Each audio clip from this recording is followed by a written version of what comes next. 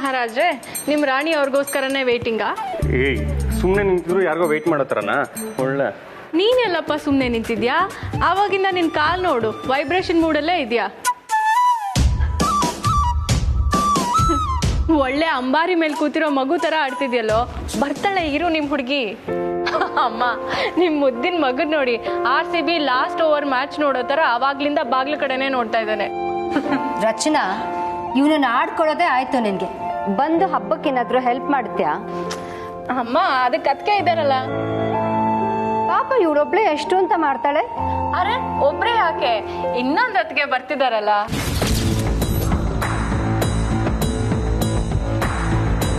ಅಧಿಕ ಪ್ರಸಂಗಿತನ ಬಿಡು ರಚನಾ. ಬಂದವ್ರ ಮುಂದೆ ಸ್ವಲ್ಪ ನೆಟ್ಟಗೆ ನಡ್ಕೋ. ಅಮ್ಮ, ಅವರು ನಮ್ಮನೆಯವರೇ ಇದ್ದಂಗೆ ತಾನೆ. ನನ್ನ ಬಗ್ಗೆ ಅವ್ರಿಗೂ ಚೆನ್ನಾಗಿ ಗೊತ್ತು. So don't worry. ಹೇ, ಪಟ್ಟೆ ಧರಿಸಿ ಪಲ್ಲಕ್ಕಿ ಬಂದಾಯ್ತು. ಬನ್ನಿ ಮಹಾರಾಜೆ, ದಯ ಮಾಡಿಸಿ. ಅಣ್ಣ, ಅಪ್ಪ, ಕಮಲಿ ಮನೆಯವ್ರು ಬಂದ್ರು, ಬನ್ನಿ. ಬಾ ಬಾ ಬಾ.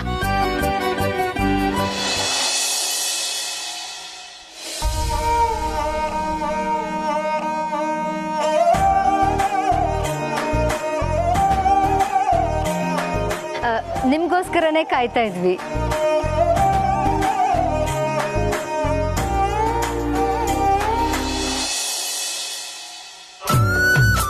ಹಾ, ಸಿಕ್ಕಾಪಟ್ಟೆ ವೆಯ್ಟ್ ಮಾಡ್ತಿದ್ದೆ.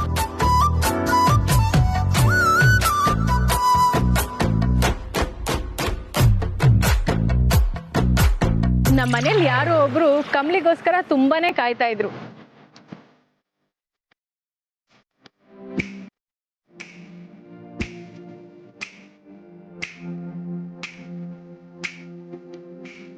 ಅಯ್ಯೋ, ಏನ್ ಎಲ್ರು ರಿಷಿಯನ್ನ ನೋಡ್ತಾ ಇದ್ದೀರಾ?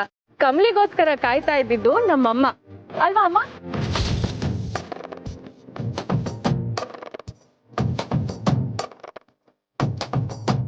ಬನ್ನಿ ಎಲ್ರು ಒಳಗೆ. ನೋಡಿದ್ರಾ, ನಮ್ಮಮ್ಮಂಗೆ ಸೊಸೆನ ಮನೆಯೊಳಗೆ ಕರ್ಸ್ಕೊಳ್ಳೋದಕ್ಕೆ ಎಷ್ಟೆಲ್ಲ ಅರ್ಜೆಂಟು ಅಂತ.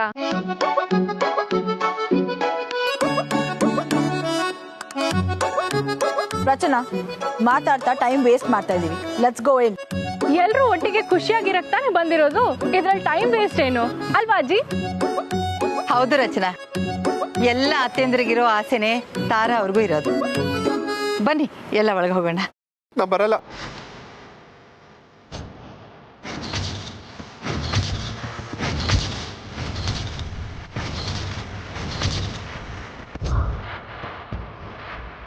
ಚಂದ್ರು, ಇದು ನಮ್ಮನೆ ಕಣೋ, ನಮ್ಮನೆಗೆ ಬರಲ್ವಾ?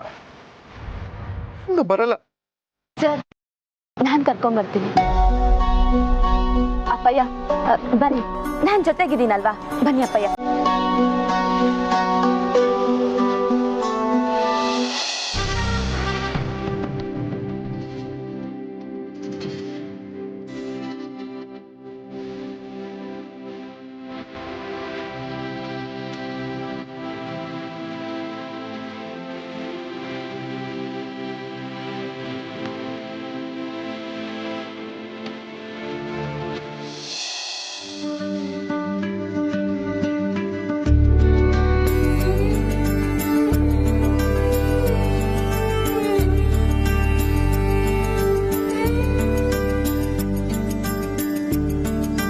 ಅದ್ಗೆ ನಮ್ಮ ಅಣ್ಣನ ಕೆನ್ನೆ ಮಾತ್ರ ಕೆಂಪಾಗಿದೆ ಅಂತ ಅನ್ಕೊಂಡಿದ್ವಿ. ಇಲ್ಲಿ ನೋಡಿ, ಇನ್ನೊಂದು ಕೆಂಪು. ಏನ್ ರಚನಾ, ಆಡ್ಕತಿದ್ಯಾ? ಓ, ಪರವಾಗಿಲ್ವೇ, ಗೊತ್ತಾಗೋಯ್ತಾ? ಇನ್ನು ಈ ಮನೆಗೆ ಸೊಸೆ ಆಗ್ಬಾ, ಅವಾಗ ಎಷ್ಟು ಆಡ್ಕೋತೀನಿ ನೋಡ್ತಾ ಇರು. ಭಯ ಪಡ್ಬೇಡ ಕಮ್ಲಿ, ನಿನ್ ಸಪೋರ್ಟ್ಗೆ ನಾನಿದ್ದೀನಿ. ನಾನುವೆ. ಓ, ನಂಗೆ ನಿನ್ನೊಬ್ಬ ಅಣ್ಣ ಇದ್ದಾನಾ ನೀನ್ ಸೊಸೆ ಆಗಿ ಬರಕ್ಕೆ? ರಚನಾ, ಹೆಂಗಿದ್ರು ದಿವಸ ಪೂರ್ತಿ ಆಡ್ಕೊಳ್ಳೋದಿದ್ದೈತೆ. ಬನ್ನಿ ಅಲಂಕಾರ ಮಾಡುಮ.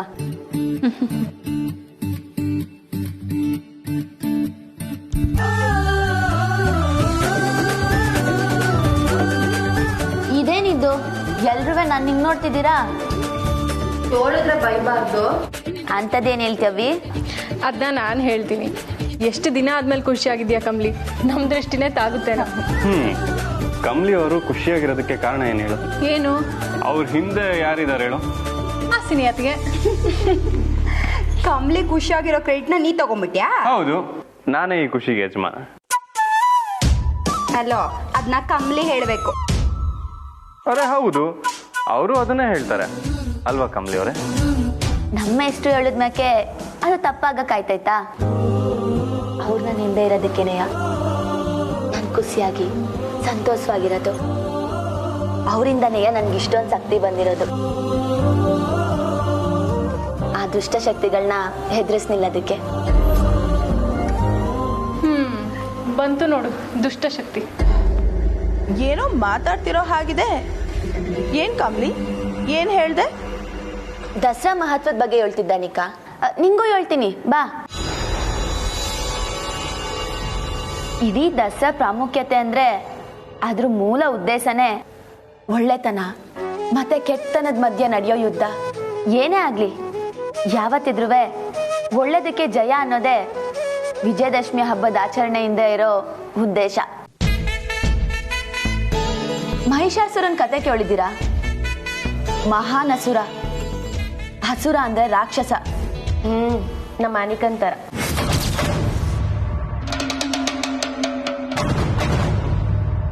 ಮಹಿಷ ಅಂದ್ರೆ ಕ್ವಾಣ. ಅಂದ್ರೆ ಕ್ವಾಣಗಳು ರಾಕ್ಷಸ ಅಂತಾನೆ ಅರ್ಥ. ಒಂಥರ ಹಂಗೆ ಅನ್ನೋ. ಮಹಿಷಾಸುರನ್ನ ಕೆಟ್ಟದ್ರ ಸಂಕೇತ ಅಂತ ಕರೀತಾರೆ. ಅವನ ಆಕಾರ ಏಟೆ ಬದಲಾದ್ರೂ ಅವನ ಒಳಗಡೆ ಇರೋ ಕೆಡಕಿನ ಗುಣ ಯಾವತ್ತಿದ್ರೂ ಬದಲಾಗಲ್ಲ ಅಂತ ಅರ್ಥ. ಕರೆಕ್ಟ್.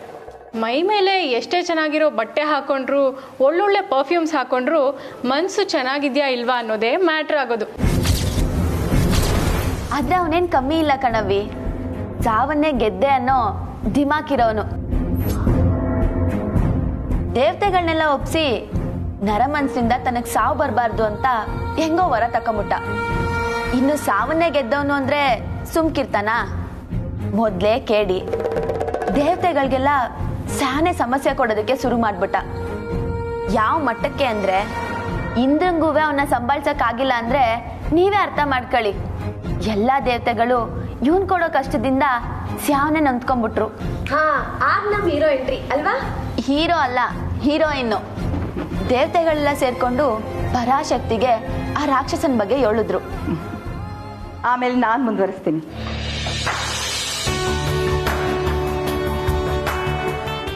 ದುಷ್ಟಶಕ್ತಿಗಳು ಎಷ್ಟೇ ಮೆರೆದ್ರೂ ಅದರ ಆಯುಸ್ಸು ಕಮ್ಮಿನೇ. ಅದೇ ಒಳ್ಳೆತನಕ್ಕೆ ಅದೆಷ್ಟೇ ಕಷ್ಟಪಟ್ರು ಯಾವತ್ತಿದ್ರೂ ಗಟ್ಟಿನೇ. ಮಹಿಷಾಸುರನ ಸಂಹಾರಕ್ಕೆ ಆ ದೇವಿನೇ ಧರೆಗಿಳಿದು ಬರ್ತಾಳೆ, ದುರ್ಗೆ ರೂಪದಲ್ಲಿ.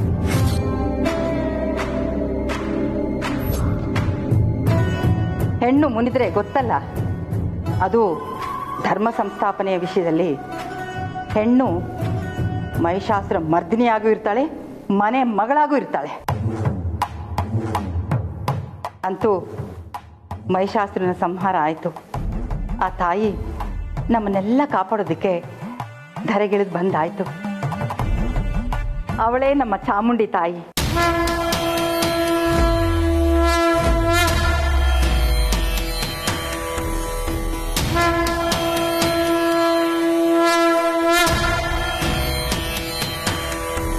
ಅವಳ ವಿಜಯವನ್ನ ನಾವು ವಿಜಯದಶಮಿಯಾಗಿ ಆಚರಿಸ್ತೀವಿ.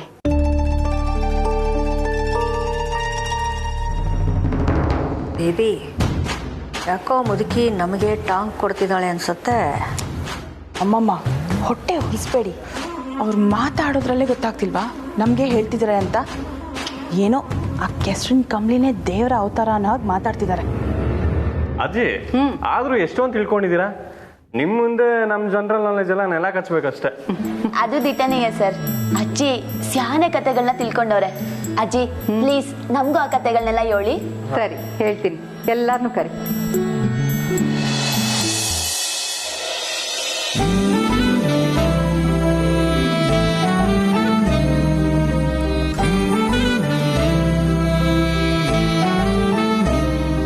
ಅಜ್ಜಿ ಎಲ್ರು ಬಂದಾಯ್ತು, ಈಗ ನೀವು ಕತೆ ಹೇಳಿ.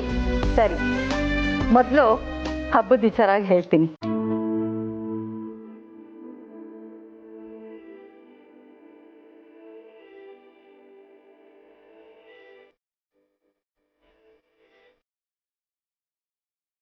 ನವರಾತ್ರಿನ ಒಂದೊಂದು ಕಡೆ ಒಂದೊಂದು ಹೆಸರಲ್ಲಿ ಕರೀತಾರೆ.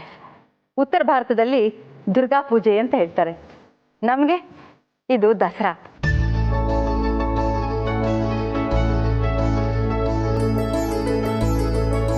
ಶಕ್ತಿ ದೇವತೆಗಳಾದ 9 ದೇವಿಯರನ್ನ ಪ್ರತಿದಿನ ಪೂಜಿಸಿ 10ನೇ ದಿನಕ್ಕೆ ವಿಜಯದಶಮಿ ಅಂತ ಆಚರಣೆ ಮಾಡ್ತೀವಿ. ಆಗಲೇ ಹೇಳಿದಾಗೆ ಅದು ಆ ತಾಯಿ ಮಹಿಷಾಸುರನ್ನ ಸಂಹಾರ ಮಾಡಿದ ದಿನ. ಜಗತ್ತಿನಲ್ಲಿ ಯಾವತ್ತೂ ತಾಮಸಿಕ, ಅಸುರ ಮತ್ತು ಕ್ರೂರ ಜನರು ಪ್ರಬಲರಾಗಿ ಸಾತ್ವಿಕ ಮತ್ತು ಧರ್ಮನಿಷ್ಠ ಸಜ್ಜನರನ್ನು ಪೀಡಿಸುತ್ತಾರೋ ಆಗ ಆ ದೇವಿ ಧರ್ಮ ಸಂಸ್ಥಾಪನೆಗಾಗಿ ಪುನಃ ಪುನಃ ಅವತಾರ ತಾಳ್ತಾಳೆ. ಈ ಹಬ್ಬದ ಒಟ್ಟು ಸಾರಾಂಶ ಇದು. ಅದಕ್ಕೆ ಮಹಿಷಾಸುರನ ವಧೆಯೇ ಸಾಕ್ಷಿ. ಅಜ್ಜಿ, ಒಂದೊಂದು ದಿವಸ ಒಂದೊಂದು ದೇವಿನ ಪೂಜೆ ಮಾಡ್ತೀವಿ ಅಂತ ಹೇಳಿದ್ರಲ್ಲ, ಅದು ಯಾವ ದೇವಿ ಅಜ್ಜಿ? ಮೊದಲನೇ ದಿನ ಶೈಲಪುತ್ರಿ, 2ನೇ ದಿನ ಬ್ರಹ್ಮಚಾರಿಣಿ, ಮತ್ತೆ ಚಂದ್ರಗಂಟ, ಕೂಷ್ಮಾಂಡ, ಸ್ಕಂದಮಾತ, ಕಾತ್ಯಾಯಿನಿ, ಕಾಳರಾತ್ರಿ, ಮಹಾಗೌರಿ, ಸಿದ್ಧಿದಾತ್ರಿ. ಇವತ್ತು ನಾವು ಆಚರಿಸ್ತಾ ಇರೋದು ಶೈಲಪುತ್ರಿಯನ್ನ. ಅಜ್ಜಿ, ಇದ್ರ ವಿಶೇಷತೆ ಏನು? ಹಾ, ಹೇಳ್ತೀನಿ. ನೀವು ಕುಂಕುಮಾರ್ಚನೆ ಶುರು ಮಾಡಿ.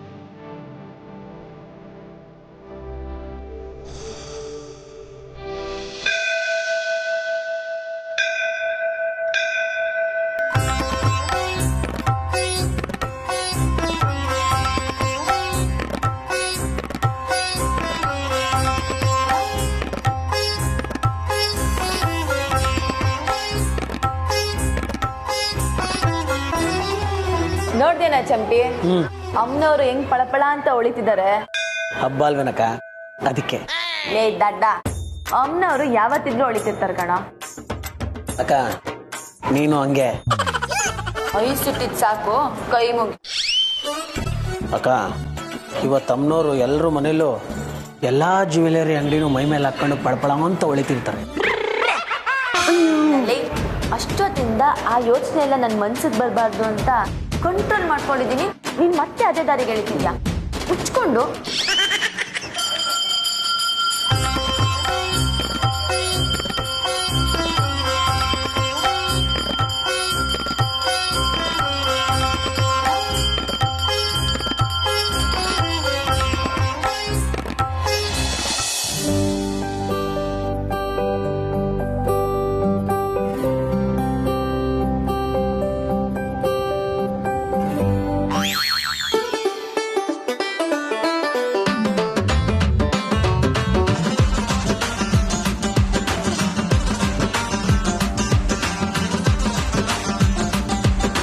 ಏನ್ ಸ್ವಾಮಿಗಳು ಹೆಂಗ್ ನೋಡ್ತಿದ್ದೀರಾ? ಹುಡುಗನೋ ಹುಡುಗಿನೋ ಅಂತ ಡೌಟಾ? ಡೌಟೇ ಬೇಡ, ಹುಡುಗನೇ. ಪಕ್ಕ ಹುಡುಗಿ. ಹಬ್ಬದ ದಿನ ಆದ್ರೂ ಸೀರೆ ಉಟ್ಕೊಂಡ್ ಬರ್ಬಾರ್ದಾ? ನೋಡಕ್ಕೆ ಲಕ್ಷಣ ಆಗಿದ್ಯಾ?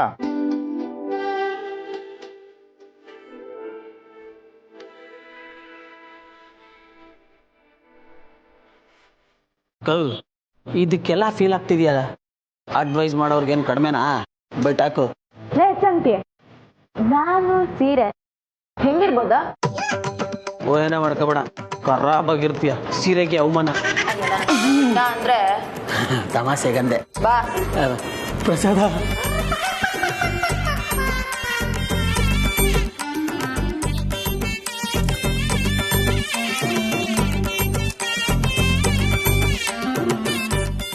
ನವರಾತ್ರಿಯ ಮೊದಲನೇ ದಿನವಾದ ಇಂದು ಶೈಲಪುತ್ರಿ ಆಚರಣೆ ಮಾಡ್ತೀವಿ ಅಂತ ಅನ್ನಪೂರ್ಣ ಆಗಲೇ ಹೇಳಿದ್ಲು. ನಮ್ಮ ಧರ್ಮ, ನಮ್ಮ ಆಚಾರ ವಿಚಾರನ ನಾವೇ ತಿಳ್ಕೊಳ್ತಾ ಇದ್ರೆ ಬೇರೆ ಯಾರು ತಾನೇ ಹಾಕಿ ತಿಳ್ಕೊತಾರೆ? ಶಿವಪುರಾಣ ಹಾಗೂ ದೇವಿ ಭಾಗವತಂ ಗ್ರಂಥಗಳಲ್ಲಿ ಮಾತೃದೇವಿಯ ಕಥೆಯನ್ನು ಅನುಸರಿಸ್ತಾರೆ. ಅದಕ್ಕೆ ನಾಯಕಿ ಈ ನಮ್ಮ ದೇವಿನೇ. ಮೇಟ್ರೆ, ನೀವು ಇಂಗ್ಲಿಷ್ನಲ್ಲಿ ಪ್ರೋಟೋಗನಿಸ್ಟ್ ಅಂತೀರಲ್ಲ ಅದು ಇದೇನೆ. ಮಾತೆ ಭಗವತಿ ತಮ್ಮ ಹಿಂದಿನ ಜನ್ಮದಲ್ಲಿ ದಕ್ಷಿಣ ಪ್ರಜಾಪತಿಯವರ ಪುತ್ರಿಯಾಗಿ ಜನಿಸಿರ್ತಾರೆ. ಆಗ ಆಕೆ ಹೆಸರು ಸತಿ. ಸತಿ ಶಿವನನ್ನ ಮದುವೆ ಆಗ್ತಾಳೆ. ಶಿವ ಗೊತ್ತೇ ಇದೆಯಲ್ಲ, ಉದ್ದ ಕೂದಲು, ಜಟೆ, ಮೈ ತುಂಬ ವಿಭೂತಿ. ಆದರೆ ದಕ್ಷಿಣ ಪ್ರಜಾಪತಿ ಹಾಗಲ್ಲ. ಅವನಿಗೆ ಶಿವನನ್ನು ಕಂಡ್ರೆ ಅಷ್ಟಕ್ಕಷ್ಟೇ ಅಂತ ತಿಳ್ಕೊಳ್ಳಿ. ಒಂದ್ಸಲ ದಕ್ಷ ಬಲಿಪೀಠದ ಸಮಾರಂಭದಲ್ಲಿ ಶಿವನಿಗೆ ಅವಮಾನ ಮಾಡಿಬಿಡ್ತಾನೆ. ಅದು ಸತಿಗೆ ಸಹಿಸೋಕ್ಕಾಗೋದಿಲ್ಲ. ಯಾವ ಹೆಂಡತಿ ತಾನೆ ಗಂಡನ ಅವಮಾನನ ಸಹಿಸ್ಕೊತಾಳೆ?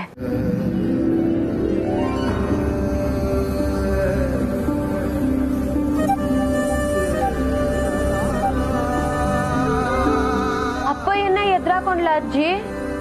ಅದನ್ನು ಮೀರ್ಬಿಟ್ಲು ನಿಂಗಿ.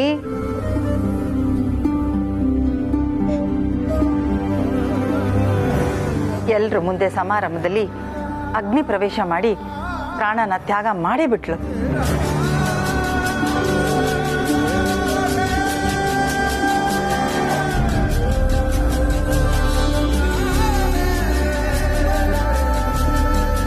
ಅಂದ್ರೆ ಶೈಲಪುತ್ರಿಯ ಈ ಅವತಾರ ನೈಜ ಪ್ರೇಮದ ದ್ಯೋತಕ ಅಂತಾನೆ ಹೇಳ್ತಾರೆ. ನಿಜ ಪ್ರೇಮಿಗಳಿಗೆ, ಪ್ರೇಮವನ್ನೇ ನಂಬಿ ಬದುಕನ್ನ ಕಟ್ಟೋಕೆ ಹೊರಟವ್ರಿಗೆ ಆ ದೇವಿ ಆಶೀರ್ವಾದ ಇದ್ರೆ ತುಂಬಾನೇ ಒಳ್ಳೇದು.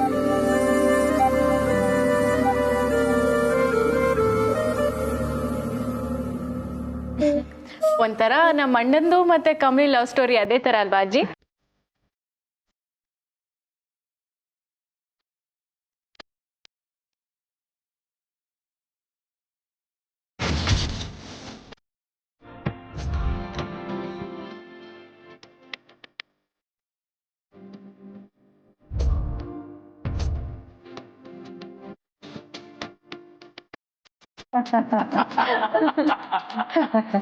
ಹಾಗೆ ಅನ್ಕೋ.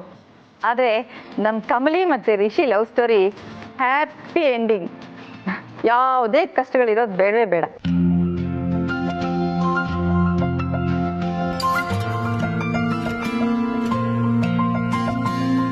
ಹಾಗಾಗೋಕ್ ಸಾಧ್ಯನೇ ಇಲ್ಲ.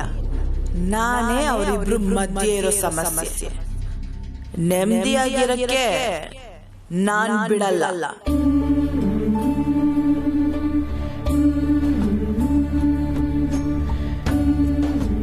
ತಾಯಿ, ನಂಗೇನ್ ಆಸೆ ಆಗ್ತೈತೆ ಅಂತ ನಿಂಗೆ ಸಿಂದ ಗೊತ್ತೈತೆ.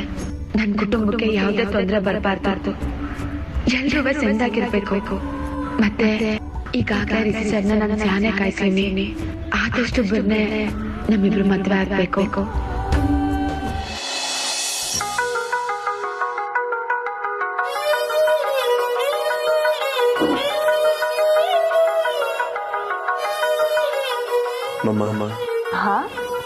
ಅಂದ್ರೆ ನೀವೇನ್ ಕೇಳ್ಕೊಂಡ್ರು ನಂದು ಅದೇ ಸೇಮ್ ಕಾಪಿ ಪೇಸ್ಟ್. ನಾನೇನು ಕೇಳ್ಕೊಂಡೆ ಅಂತ ನಿಮ್ಗೆ ಹೆಂಗ್ ಗೊತ್ತು ಸರ್? ನೀವೇನೇ ಕೇಳ್ಕೊಂಡ್ರು ನಮ್ಮ ಒಳ್ಳೇದಕ್ಕೆ ಅಲ್ವಾ? ನಮ್ಮ ಒಳ್ಳೇದಕ್ಕೆ ಆಗಿರುತ್ತೆ ಅಂತ ನಾನು ನಂಬ್ತೀನಿ. ನಮ್ಮಿಬ್ರು ಮದುವೆ ತಾನೆ?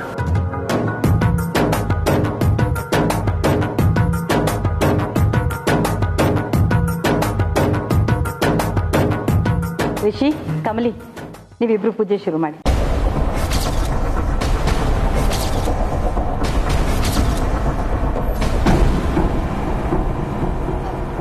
ಅನ್ನಪೂರ್ಣಮ್ಮ ಅವರೇ, ಇವರಿಬ್ರು ಯಾಕೆ? ನೀವು ಹಿರಿಯರು, ನೀವೇ ಪೂಜೆ ಮಾಡಿ. ಇಲ್ಲ ತಾರ, ಮುಂದಿನ ಪೀಳಿಗೆ, ಮುಂದೆ ಜೊತೆಯಾಗಿ ಬಾಳ್ಬೇಕಾಗಿರೋರು ಅವರೇ ಪೂಜೆ ಮಾಡಲಿ, ಒಳ್ಳೇದಾಗತ್ತೆ. ರಿಷಿ, ಕಮಲಿ, ಶುರು ಮಾಡಿ.